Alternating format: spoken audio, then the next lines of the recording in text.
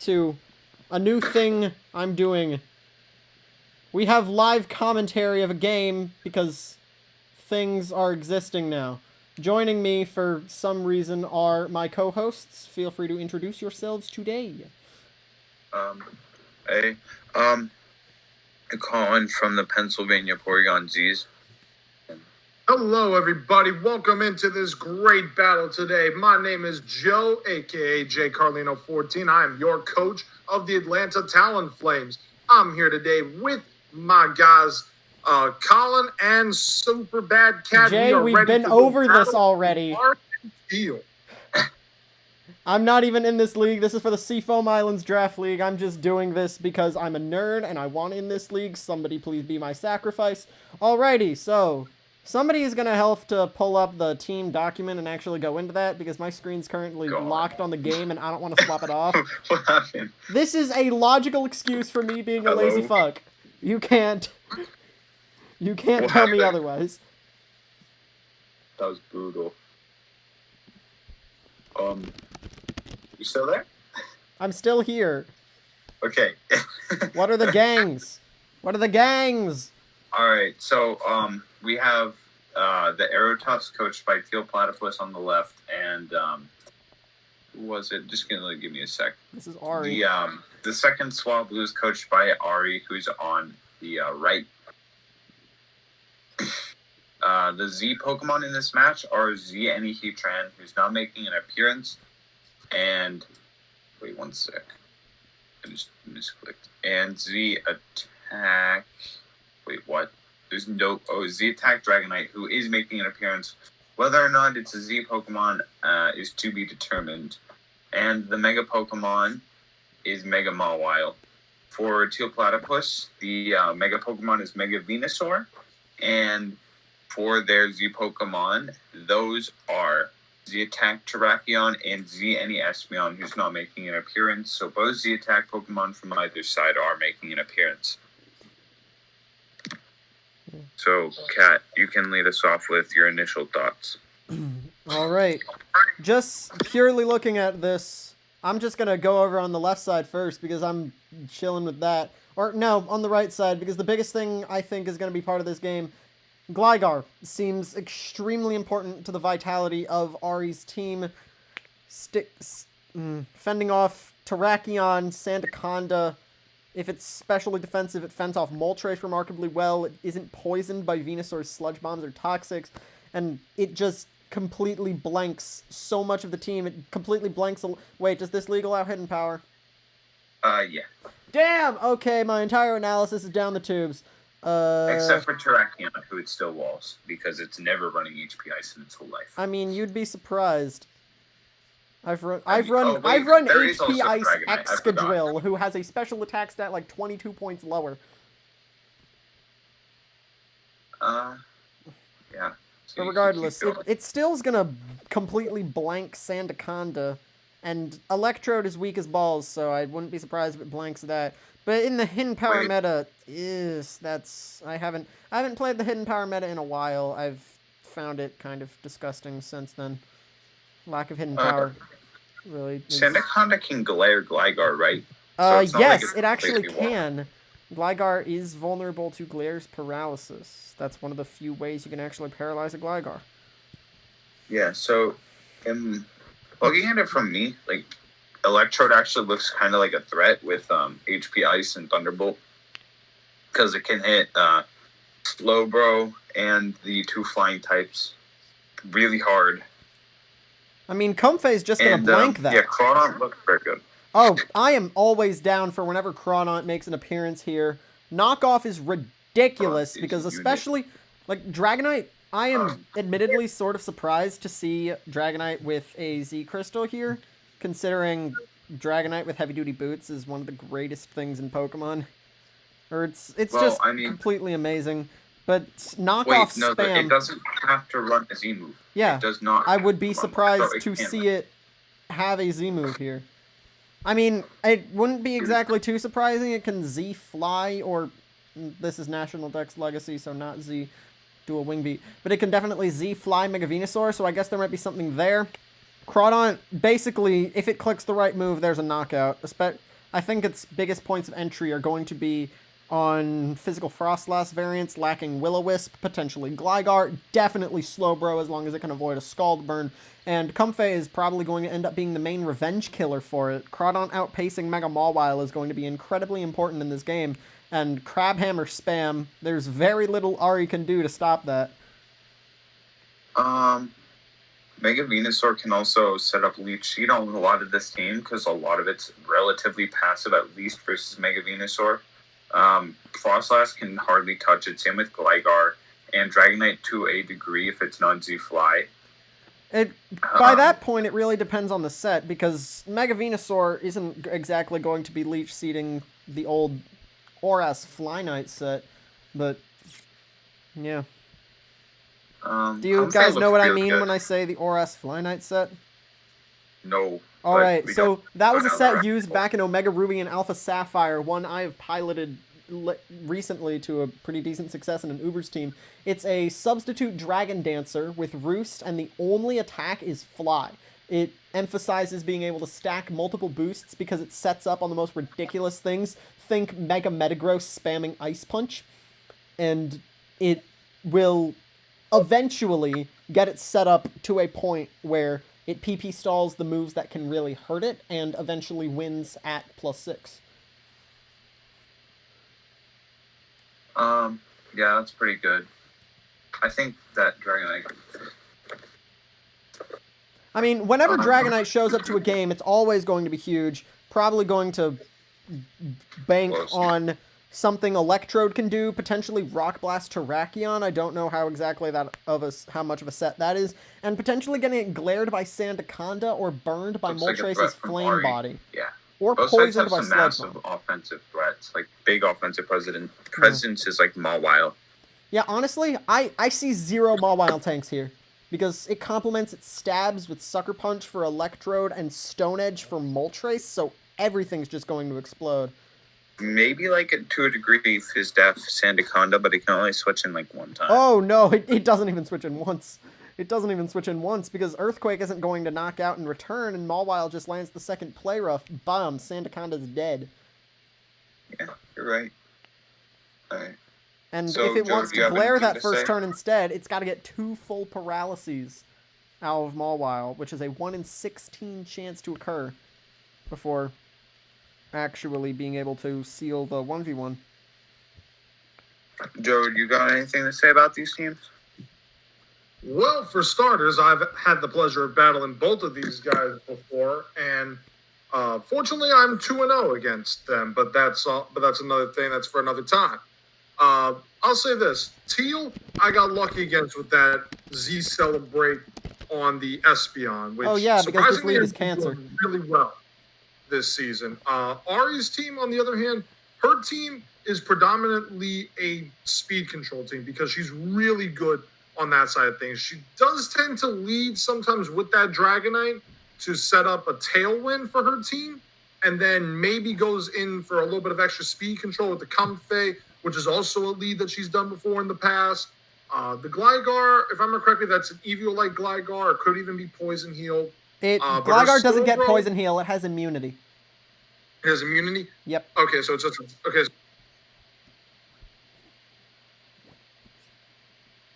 Frostlass is there. That's a good mon. It can get, I believe it gets Freeze Dry, which, as we can see, is super effective on 3 of her Pokemon, Teal's Pokemon, and it's also faster than pretty much everyone on their team, which is also a good thing. So at the end of the day, it should be interesting. We also see the Slowbro there. It's a predominantly a Trick Room setter, maybe even Teleport, and her Mega Mawile, which we all know how dominant Mega Mawile is. Wow, you got very different implications from this team than I did. I heard Tailwind and Dragonite used right next to each other, and I'm just like, well then, I have opinions. Shall I give them the cue to vibe? I'm giving them the cue to vibe. Screw what you say. Yep, I'm ready to go. What do you think is the lead? I say Dragonite versus Sandaconda.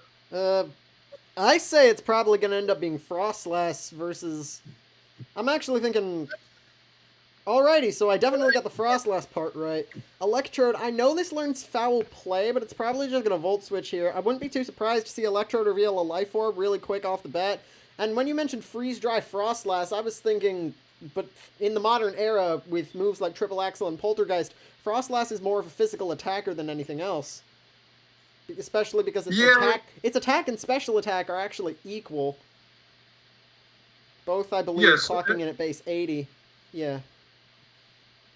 So it's going to Axle for one. It only nails one Axle and reveals that it's faster than Electrode. That's a space speed difference of 40 points, and I think we have a Choice Scarf Frostlass here, ladies and gentlemen. I believe so. We got Scarf Frostlass, but we also got Taunt on the Electrode. So is that Electrode full status move? So we got Taunt. Could we maybe see a dual screen with Light Clay? Potentially. Like, the Electrode has revealed lack of leftovers. I mean, Electrodes don't really run leftovers anyway, but these sorts of utility Electrodes, they're very interesting. It's not every day you see Electrode come out to a Draft League battle, because when I saw Electrode, I was like, okay, Volt Switch, HP Ice, there's no Volt Switch immunities. I might just be seeing things different than you. I'm not used to as speed control heavy of teams as these are. I'm more used to, like, entry hazards, slower games with these Pokemon having their own speed stats in play. I'm not exactly accustomed to the sort of Tailwind lifestyle. And you mentioned Trick Room Slowbro. Okay, it's not Choice Scarf. We do see Light Clay on the Electrode. I understand now. The Frostlass is simply fast while the Electrode is slower. That could be. It could be modest then on the Electrode, or maybe not even modest. It could just be, max HP, max defenses. I mean, I would not be surprised to see this Electrode bold. With how little that Poltergeist did, would not be surprised to see that Electrode bold. I would not be either. But if it's revealed Taunt and Reflect, that gives some significant ramifications for the rest of its moveset, because either it's completely helpless against Gligar, or it's only setting one screen. Potentially Reflect's the only one they care about with Mawile and Dragonite around, and we're going to see another turn! Light Screen! Okay! So now it just really is a function of what Electrode's fourth move is. Are we going to see something like a Thunderbolt, Volt Switch, Discharge, or is Electrode just going to Hard Switch and imply Hidden Power? I mean, potentially Hard Switching doesn't necessarily... Oh, we got a Volt Switch as the fourth move. That's very pitiful damage on Mega Mawile. And we're going to see what the switch-in is, what the non-existent Mawile switch-in is, but with these screens up, Moltres is going to have a considerably more easy time handling Mawile. It might just straight up die through the screens because Mega Mawile, that thing's attack stat caps out at 678. It's very, very strong. It is very strong. My thing is that what move could it use if the Moltres does come out? Stone Edge.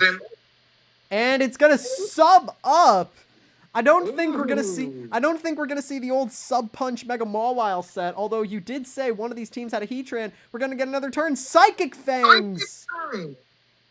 These players must know each other really well, or at least Ari having a read on Teal Platypus if he knew screens were going to come, or if that was a specific worry. But with Substitute and Psychic Fangs, the other moves on this set, that is very... This is a very interesting game right off the bat. Nothing like anything I've really seen before. I probably should have known what company I was getting into. Here comes Stealth Rock from Sandaconda. Sandaconda actually tanking these hits. It only took 35% from that Mega Mawile Psychic Fang, so I would not be surprised if that was impish. Yeah, it's probably impish nature on that, mate.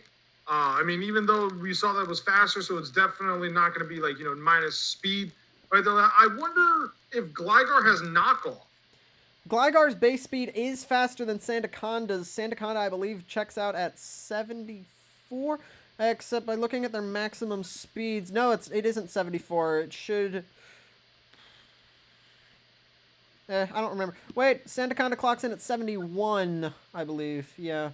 I have entire math formulas for speed creeping, and I know way too much about it.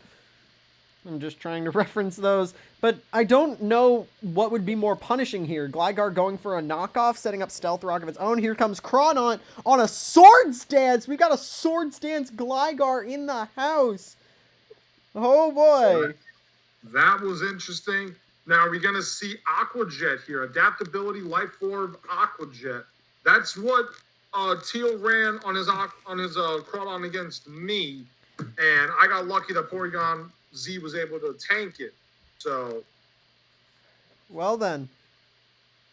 When I see Crawdaunt, the first thing I think of is just adaptability, choice band, raw Crabhammer spam with a significant amount of momentum. But after seeing Electrode's Volt Switch on a dual screens variant Moltres, this definitely signals either Swords Dance or Dragon Dance as Crawdaunt learns both. Gligar is definitely faster if it reveals this Swords Dance. And actually, I'm going to have to leave you alone in the recording booth for a second. I've got to, embarrassingly enough, use the bathroom. Feel free to continue the commentary whilst I am gone, and my apologies for any background noises. Well, as you guys see, that's going to be happening with our commentator, so it'll be just me on the mic right now, in which case we are going to await the next turn. We see Crabhammer, critical hit, and the Gligar is down for the count. What a turn by Teal, getting the one shot on the crit on the Crabhammer. We know it's a Life Orb, so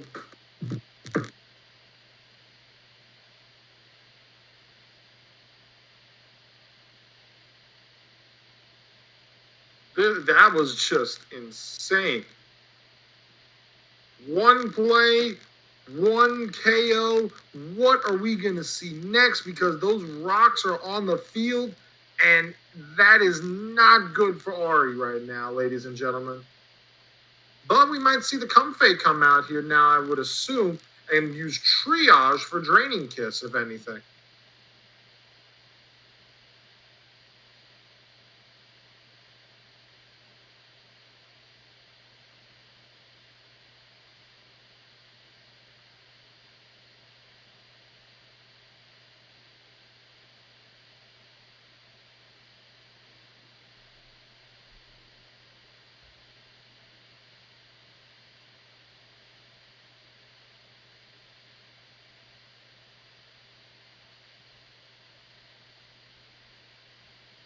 Comfey does come out like I predicted. We're probably going to see a switch in on Teal's side if he doesn't want that Crawdaunt to go down, because that Crawdaunt right now can pretty much run roughshod against everything on Ari's team, it looks like, with the adaptability Life Orb boost.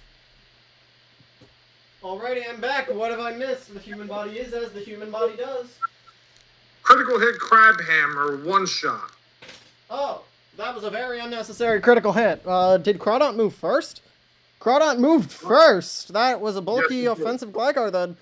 Comfey is going to get a Calm Mind, has basically nothing for Venusaur unless it's running Hidden Power Flying or Psychic, reveals lack of leftovers, could potentially imply a Big Root. Comfeys sometimes run Big Roots. And we're going to see another Calm Mind, Sludge Bomb from Venusaur, Kebia Berry for 20, and no poison.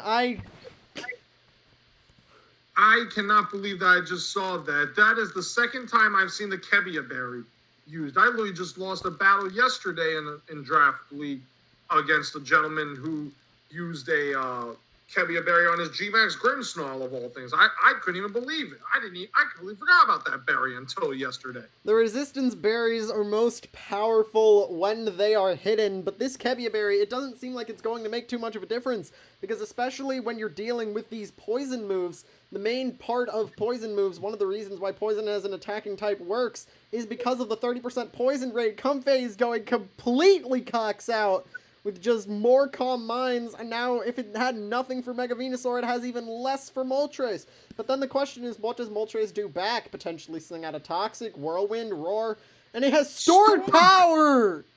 I forgot Comfey learned that move, and Moltres is going to drop in one hit. Ari trading a one-hit knockout for a one-hit knockout, and this Comfey looks like it's going to run away with the game.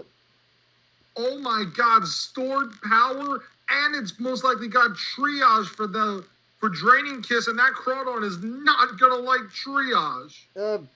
Literally every Comfey is triage, or at least all the competent ones are. But regardless, this game seems just about over. With Comfey with 3 Calm Minds up, bidding its stored power to, it has 140.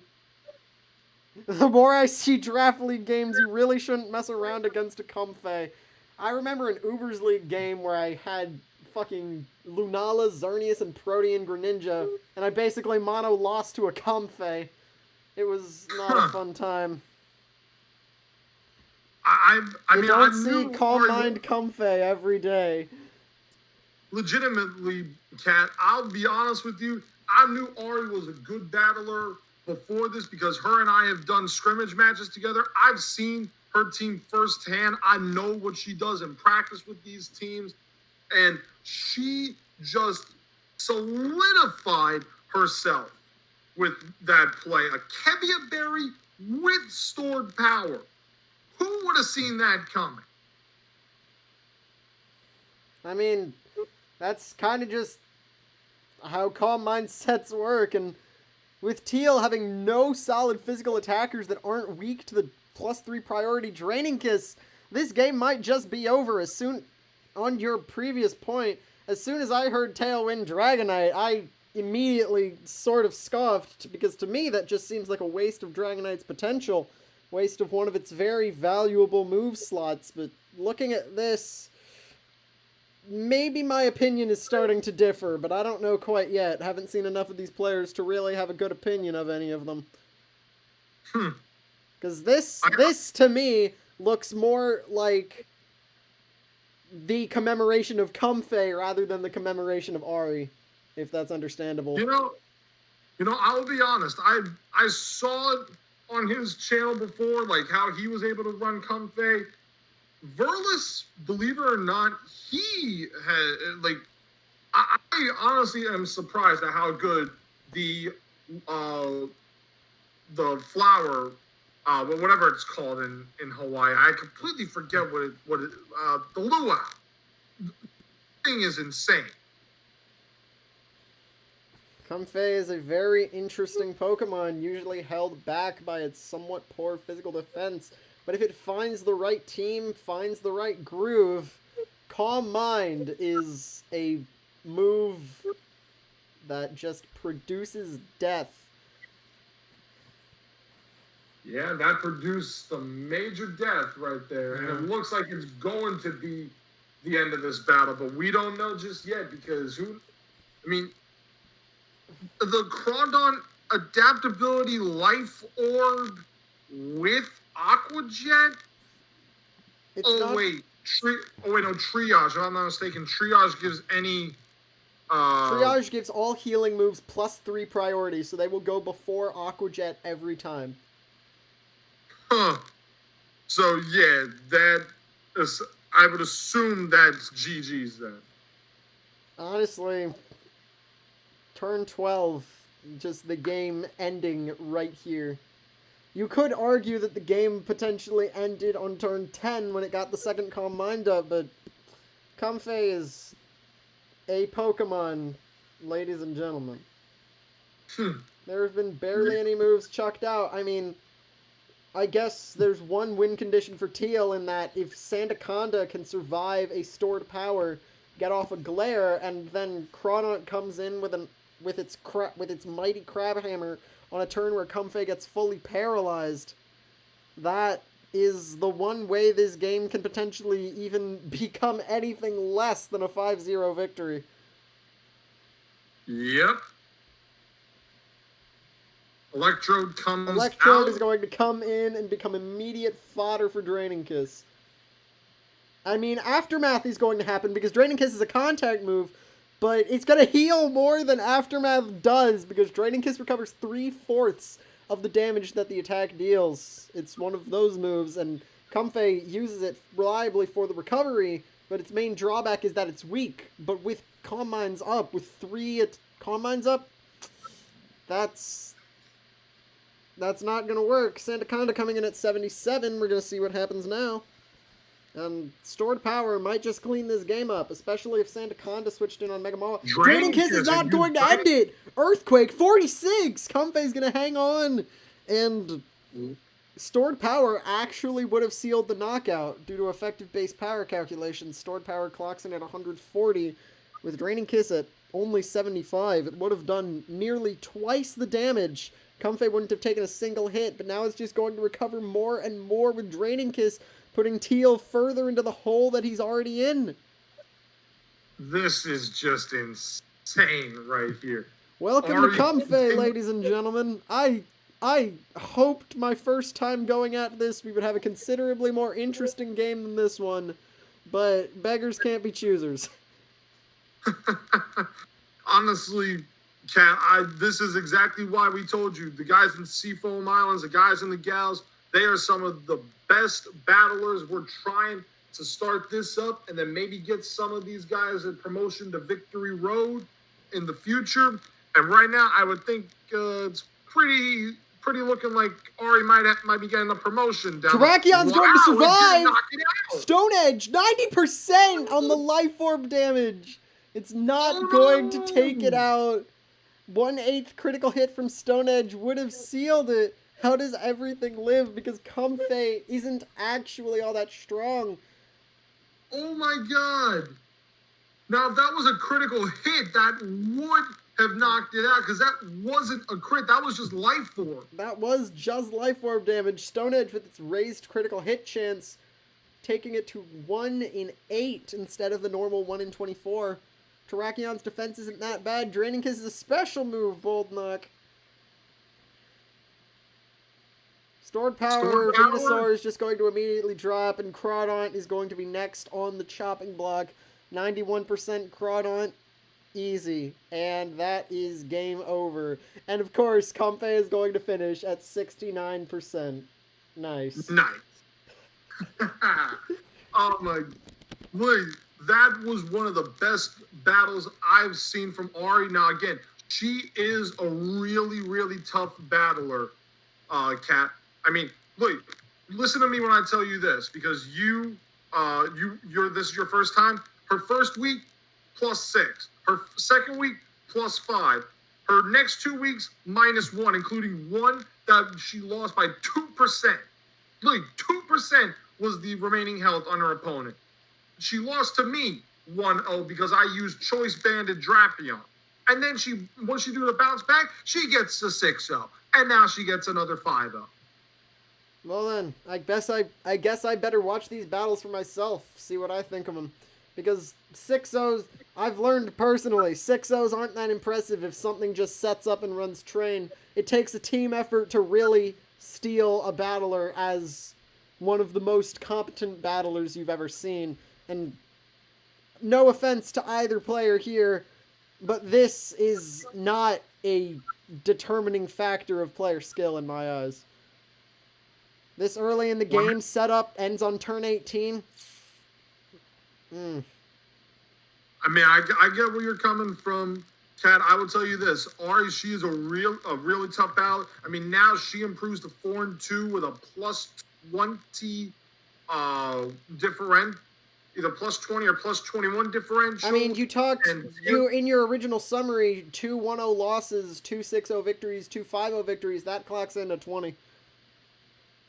Okay, then she'll be +20, and Teal will go to 2 and 4 at -9 after this, which has already been updated. So Ari is now 3rd place in Seafoam Islands right now. Wow, so that's only 3rd place? She's 3rd place. She's 1 game out behind my guy in Drelmere at 5-1. Right now, it's anybody's battle at the moment, but my lord, Ari, you did phenomenal once again, girl. Hats off to you. And, of course, what better way to truly demonstrate hats off than to look at Teal Platypus's avatar with the character's hand on his hat. Exactly. Well, I don't know what comes next. Are we done? Yes. So, if you have any closing thoughts, You can say them right now or forever hold your peace. I will forever hold my peace because anything I do at this point is just slander, and nobody needs to hear that. All right, well, that's going to be the end of this battle between the Aero Tuffs and the second Swablus. You guys can catch the Seafoam Miles Draft League in our next battles, either on Lion's channel, on Colin's channel, or on Noel's channel. Or potentially even mine. I have no idea anymore. So, Cab, where can they find you at? I guess you could find me Superbadcat number 7026 on Discord or on my channel, which goes by my real name, Evan Black. You might want to search up... Except there are a bunch of Evan Blacks, so you're going to look for the one with the dog and the kid. Yeah. Look at me being bad at my job. But regardless, if anyone who really cares enough about this probably either already knows my channel or I plug it in their league, so they don't really need to look for where to find me. And you guys can find me on Discord at jcarlino14. You guys can find me on Twitter at joecarlino14, or you can find me on YouTube at Joe DeFlamin. I might have to like shove the playlist link because I'm pretty sure you all have a playlist for where these things go. And I might shove that playlist link in the description because if I remember, I kind of have a running gag with my descriptions. Hashtag plug my YouTube channel, but that's not important. Regardless, give me views and have a good night.